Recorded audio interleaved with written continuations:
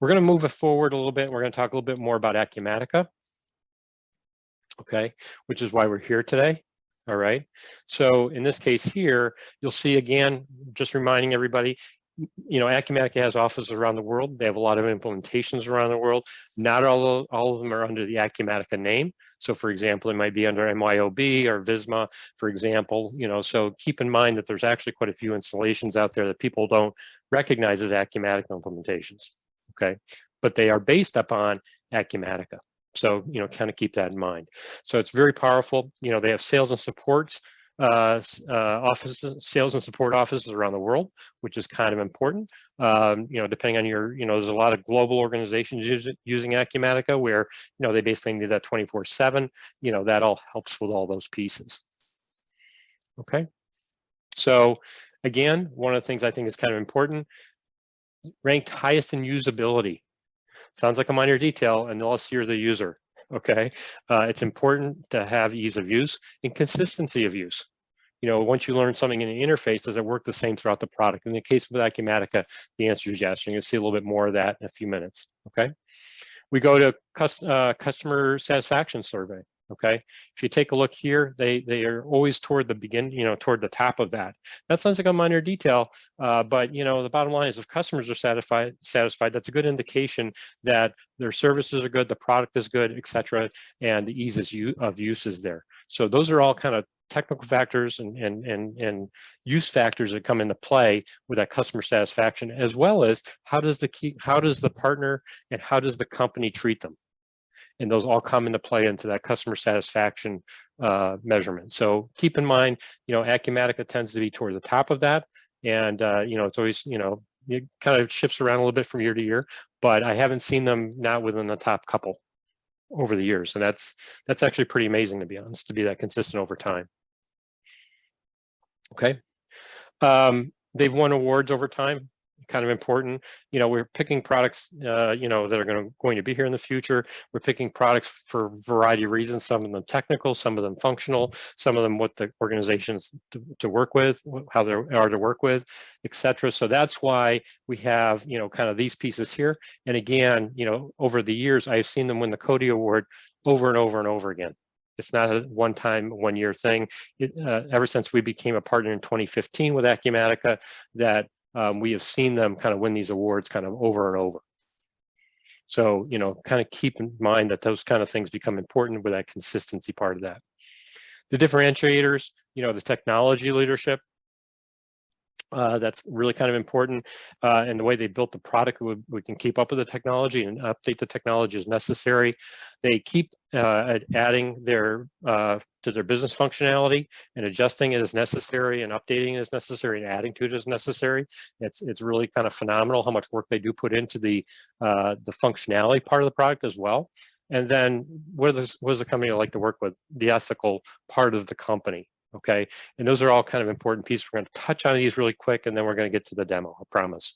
So one of the things as a reminder here is that with the future proofing of the platform, okay, meaning you can keep up with the technology, everything's kind of designed modularly. So it's easy for them to take a block out and put a block in. And so, for example, I use HTML5 because that one was one of the most amazing parts to me. When they released for HTML5, they had to replace that block of technology, okay? And what ended up happening was they literally did that in one version. And they didn't have to recode the whole product. They didn't have to, you know, update the connections to, you know, how it worked within the system. They didn't have to reprogram all the functionality. They didn't have to adjust those pieces of how the interface worked or how it connected to us. They replaced the block and it worked. Okay, now I'm not saying there wasn't work for them to do that, but again, it was much less work than a lot of times I've seen in products where they don't have that modularity piece to them. And what ends up happening is they end up coding it all over again. And that's true for all these pieces.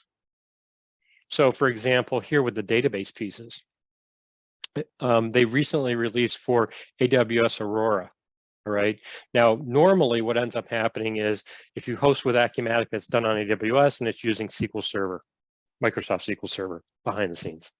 So what ends up happening is with the SQL Server piece of it, if you want to put it on AWS Aurora, okay, they actually just have the different hooks in them. They don't have to recode the whole piece of it. They literally take that block out and put the block in. Now, in this case here, that's a checkbox for the block. It's not like you have to actually do any installation differences. It's literally very simple to make those kind of changes, but it's something you have to kind of be aware of. So slight differences that you have to choose if you decide to go there, but it's not hard. If you're using Acumatica, they are not using the AWS or Aurora as their hosting environment. Okay, but they are hosted in AWS for the reliability and all. And again, that's true of all these blocks, whether it's the functional block, whether it's a platform block, okay, where they add some code pieces or ways to work with the code differently, or reporting and analytics, they literally in and out with the block. And then, even for the third-party products, it's very similarly, okay, the way the blocks work. So keep in mind that from an end user standpoint, all these things basically make it function to the screen, but from an end user standpoint, you'll never notice whether it's third-party product, whether it's the technology changed underneath. The answer is you come in the morning and they've done the update if when you requested it, and what ends up happening is it works like it did the data before with the changes that we kind of all expect. So that's kind of the difference from an end user standpoint. Again, you can access this from basically anywhere you have internet access. So if you notice, you have your desktop/laptops, you have your cell phones, your watches. Not that I see there's a huge use for that, but you might want a piece of information that pops to you or something like that, and then even Alexa.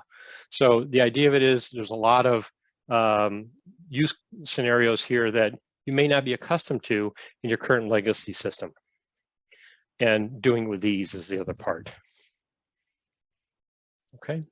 And again, we have a variety of embedded integrations out of the box. Okay. So, if you use DocuSign, for example, you can interface that in. It'll track the, signature and all that and bring it back in. So you have that information back and forth, along with various ship engines like Ship Engine, FedEx, UPS, Easy Post, Stamps.com, all those kind of things are there. And it sounds like a minor detail. If you're dealing with a lot of sales taxes, basically have Vertex and Avalara. To be honest, we haven't done Vertex, but we've done Avalara. Avalara is literally a few setup items, and you can literally do your sales taxes through all 50 states. Oops, sorry about that. Okay. So as we go through this, I'm just going to make that do not disturb shortly. So if you step back and you look at that, that's kind of amazing, actually.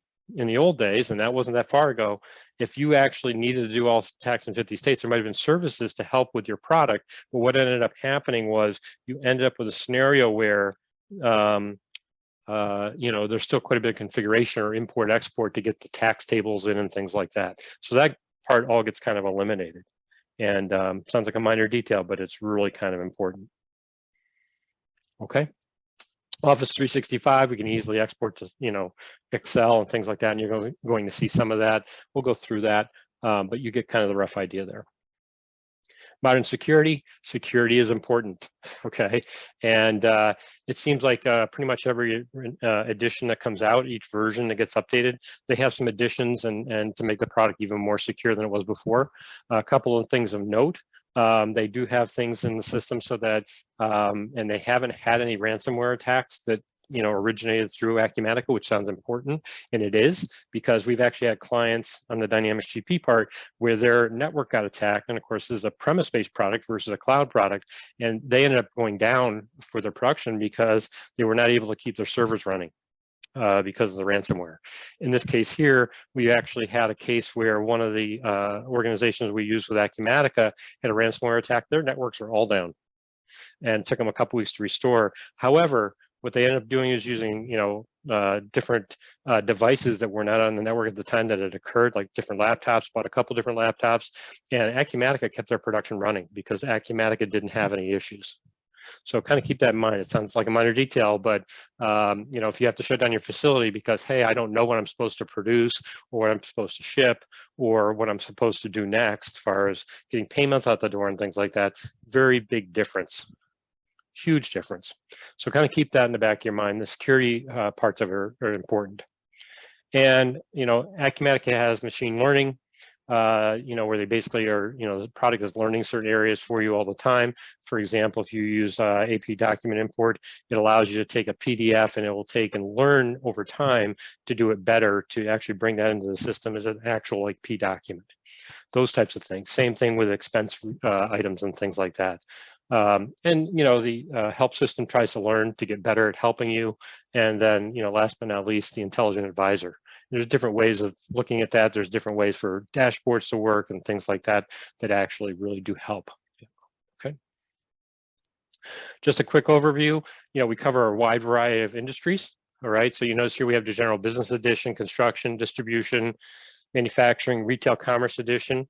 A couple things I do want to add. This is their slide, by the way. This is Acumatica's slide. They do have some fleet management capabilities. They do have some like route accounting, those types of things as well as field service. And they're all directly from Acumatica.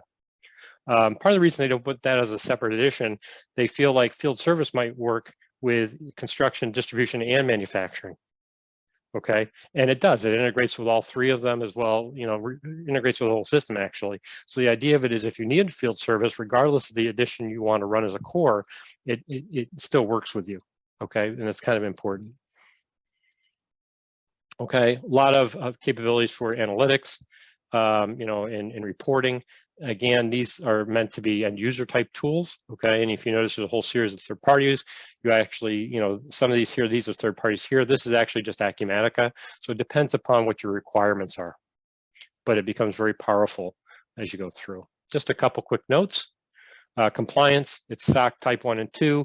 It has PCI compliance level 1. Those can be important if you're dealing with, you know, especially if you're a public company, the SOC can be extremely important, but it's important anyway.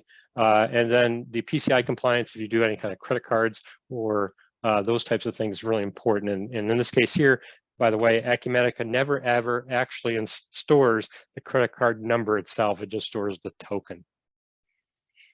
Okay.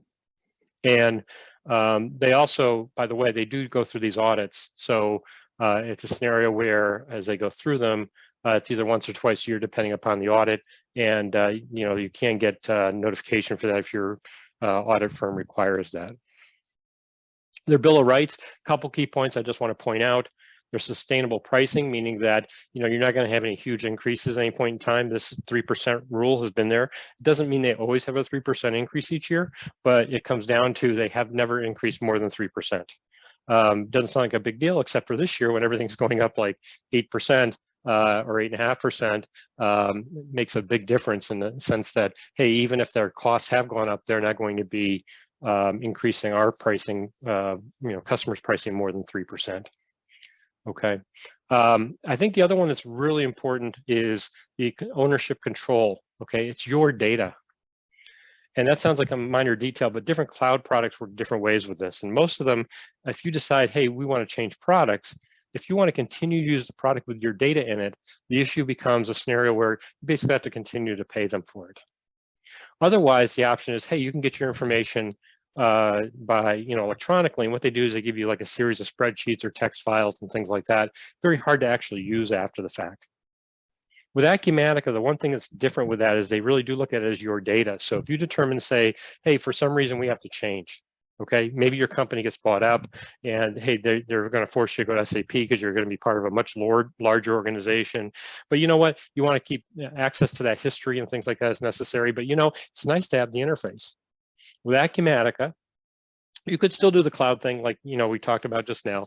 But the other thing, what a lot of companies do is, hey, you know what, after the first 6 months, we don't really, you know, we're not going to use that information a lot, although we might need it.